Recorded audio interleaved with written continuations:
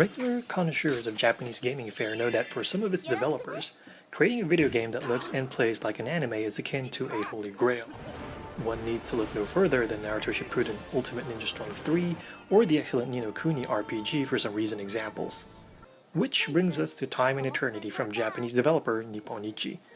Known primarily for the beloved Disgaea series of tactical RPGs, Nipponichi opts for a new approach with Time and Eternity, using an anime-style presentation as it tells the tale of a princess who travels back in time to save the man she loves. It all starts out when Princess Toki and fiancé Zack are attacked during their wedding day, causing the latter to get killed. Yes, his name's Zack. This triggers several strange events, such as the revelation that the gentle Toki has two personalities residing inside her body, the other being the more assertive and headstrong Toa. Meanwhile, Zack regains consciousness within the body of Toki's pet dragon Drake, much to his initial consternation. Toki and Toa eventually decide to travel to the past to unravel the mastermind behind the attack in order to prevent Zack's death in the future. The anime-style approach is especially noticeable when Toki and Toa venture into the field. Here, the game switches to a behind-the-back view that emulates a cel-shaded look for Toki, Toa, Drake, and the monsters that they fight, though the backgrounds are still done in 3D. The combat itself is what distinguishes this game from other RPGs, as it requires more active real-time participation from the player. Combat is basically split between long-range gunshots and short-range blade attacks.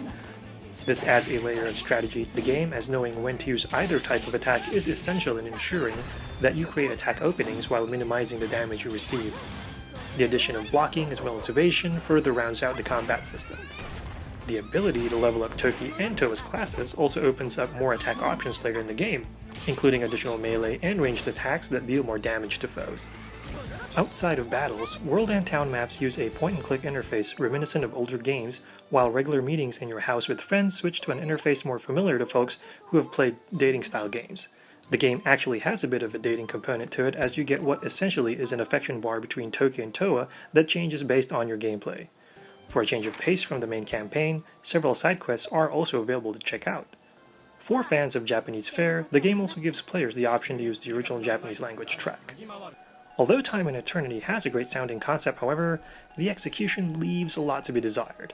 The field and battle sequences, for example, are choppy, and the game's presentation as a whole evokes a low-budget feel. Parts of the story also seem out of place and shallow, with the male protagonist Zack exhibiting petty and overly lecherous behavior that will likely make him unlikable to a lot of folks.